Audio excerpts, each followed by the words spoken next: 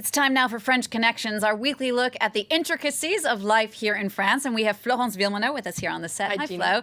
Today you're going to focus on a concept that is truly central to life here in France. That's secularism, or the separation of church and state. That's right. Secularism is central to how France defines itself. And it's so important here in France that it is a word du jour. It's called laïcité in French. It's commonly translated as secularism, but France's brand of secularism is so particular that I find that secular doesn't actually capture all the complexities of laïcité, but it'll have to do in English. Now, laïcité is a founding principle of the French Republic. It's a value so sacred that it's actually enshrined in the French Constitution. In Article 1, you can see it here, France is an indivisible, secular, democratic, and social republic. Now, state secularism, or laïcité, has been around for a very long time, over 100 years, which means it is truly part of French DNA. That's right. Laïcité is a product of French history and French philosophy. It finds its roots in the Enlightenment, that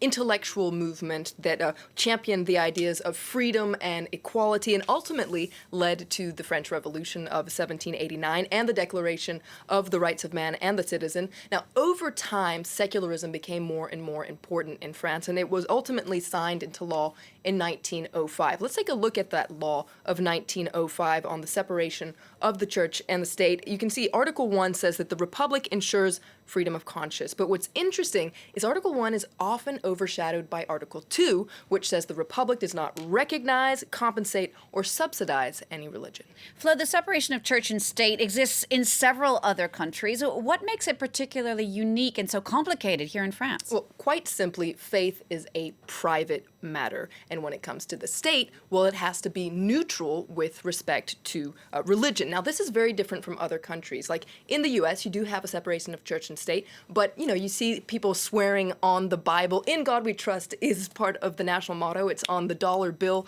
You would see none of that in France. Now, in France, state employees, from town hall administrators to public transport workers to teachers in public schools, they all have to be neutral with respect to religion, which means that they're prohibited from displaying any religious symbols while on the job.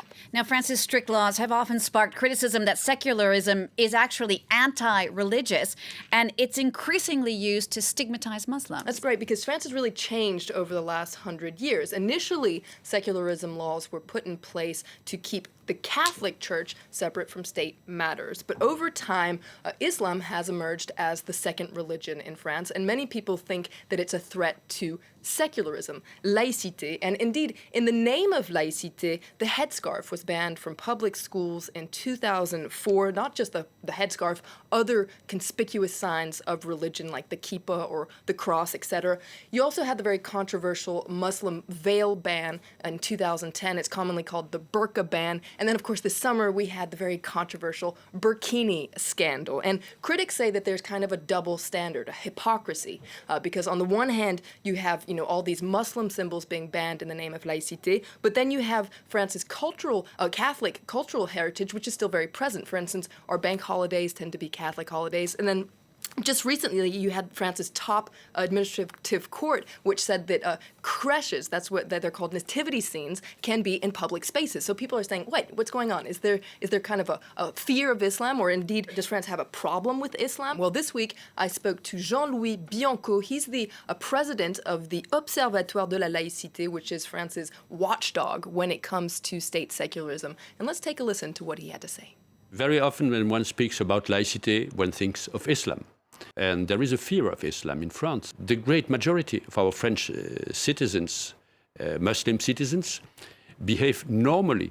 They practice their religion without causing any trouble to public order. And what the aim of laïcité is to set borders, but borders in general, against people who call for hate, or who would want it's a political Islam. Now, France, of course, has been rocked by a wave of terrorist attacks that started with the Charlie Hebdo attacks in January 2015.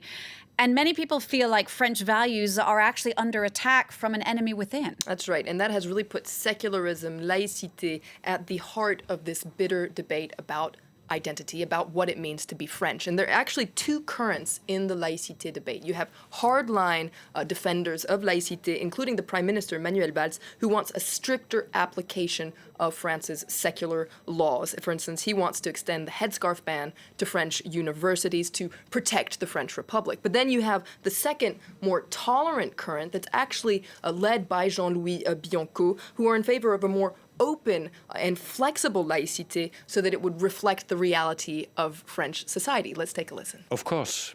A multicultural society is compatible with laïcité under the condition that everybody respects the law. French identity today is a very interesting debate, of course, perverted sometimes when you speak about French identity as if we were all Christians, blonde men, Gaulois, which has no sense, which did never exist.